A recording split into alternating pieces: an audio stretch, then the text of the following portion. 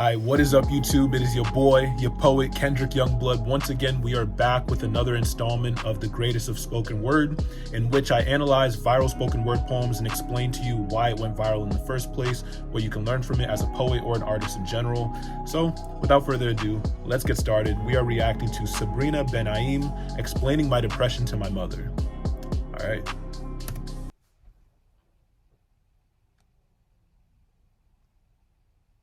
Okay, so this was in a slam, the National Poetry Slam. Explaining my depression to my mother, a conversation. Mom, my depression is a shapeshifter. One day it is as small as a firefly in the palm of a bear. The next, it's the bear. On those days, I play dead until the bear leaves me alone. I call the bad days the dark days. Mom says try lighting candles. When I see a candle, I see the flesh of a church, the flicker of a flame, sparks of a memory younger than noon. I am standing beside her open casket. It is the moment I learn every person I ever come to know will someday die. Besides, Mom, I'm not afraid of the dark. Perhaps that's part of the problem. Mom says I thought the problem was that you can't get out of bed. I can't. Anxiety holds me a hostage inside of my house, inside of my head. Mom says, where did anxiety come from? Anxiety is the cousin visiting from out of town. Depression felt obligated to bring to the party. Mom, I am the party. Oh. Mom, I am the party. Okay, one of the big reasons I feel like this went viral is because a lot of people could relate to it. Just like with the Neil Hilborn OCD poem, this poem right here came out around like 8 years ago or so, before you were praised for talking about mental health and poetry, in my opinion. You know what I'm saying? This was like back in 2014. Also, she explained the relationship between anxiety and depression, how they tend to go hand in hand, right? They're cousins, as she described it. You know, and oftentimes if you have one, you end up having the other. The family metaphor she utilized to describe the relationship between anxiety and depression, I think that's very good. She's obviously talking about trying to explain anxiety and depression to her mother. So using family terms like cousins from out of town or whatever, that's a great way to get that message across. And chances are a lot of people who suffer from anxiety and depression might have shown this to their parents to help describe what they're going through. You know what I mean? So that's part of the reason why this went viral as well, in my opinion. And thinking back, I can actually remember when I first watched this poem, partway through, I was confused about the choreography choice she made, because since this is a depression poem, I would have expected her to have low energy going into the poem instead of this nervous energy. But again, she explains in the middle of the poem why that choice was made, because anxiety and depression go hand in hand. You know what I mean? So a very intelligent choice of choreography, in my opinion. Let's keep going. Can't get out of bed, I can't. Anxiety holds me a hostage inside of my house, inside of my head. Mom says, where did anxiety come from? Anxiety is the cousin visiting from out of town. Depression felt obligated to bring to the party. Mom, I am the party. Only I am a party I don't want to be at. Mom says, why don't you try going to actual parties? See your friends. Sure, I make plans, but I don't want to go. I make plans because I know I should want to go. I know sometimes I would have wanted to go. It's just not that much fun having fun when you don't want to have fun, Mom. You got this. You see, Mom, each night, insomnia sweeps me up in his arms, dips me in the kitchen in the small glow of the stove light. Insomnia has this romantic way of making the moon feel like perfect company. Mom says, try counting sheep.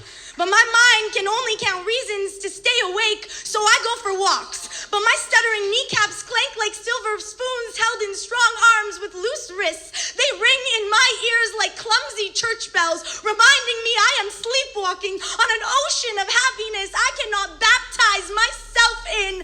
Mom.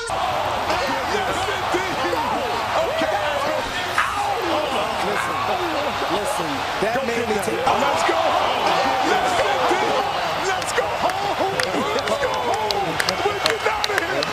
Jackets on. Let's go home.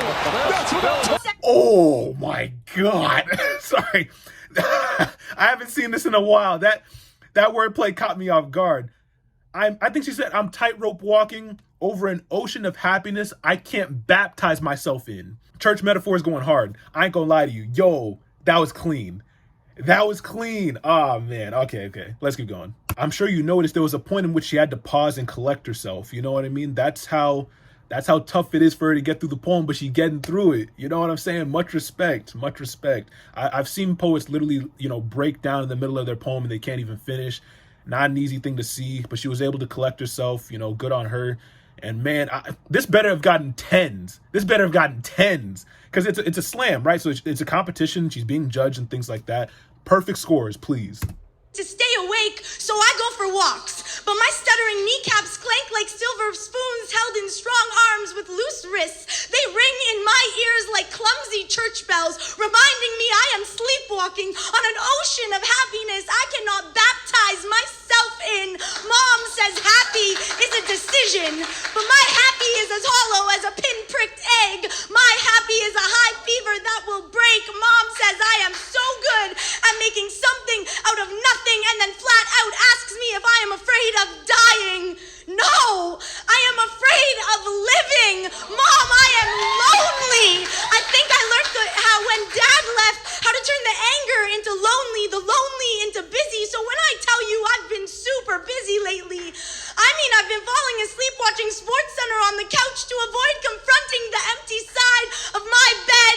But my depression always drags me back to my bed until my bones are the forgotten fossils of a skeleton sunken city. My mouth a boneyard of teeth broken from biting down on themselves. The hollow auditorium of my chest swoons with echoes of a heartbeat, but I am a careless tourist here. I will never truly know everywhere I have been. Mom still doesn't understand. Mom, can't you see that neither can I?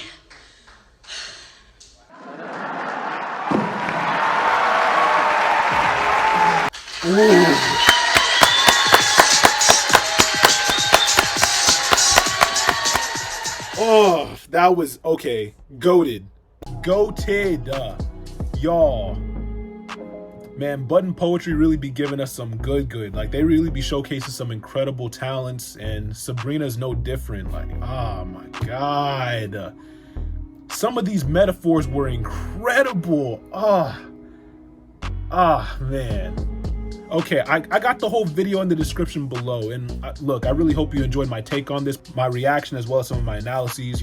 I try to give y'all some good stuff. I try to introduce y'all to some amazing talents to go enjoy. The best thing she did for this poem, in my opinion, was marrying the anxiety choreography with the depression message. You know what I'm saying? Very, very incredible, because a lot of people think that, if you're depressed, you're low energy. And, in a lot of cases you are. She described always feeling drawn to go back to the bed and just stay there.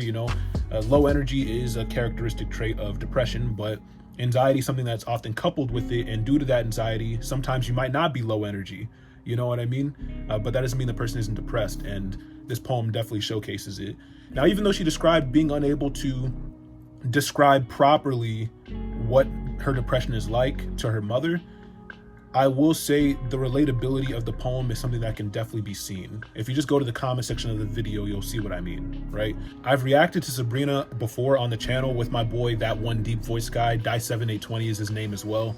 We did a collab reaction, and I'll put the card here if you want to go watch that. But yeah, she's an incredible poet. I mean, what else is there to say? It's no wonder this went viral. All right, I hope y'all enjoyed, and I'll see y'all next time.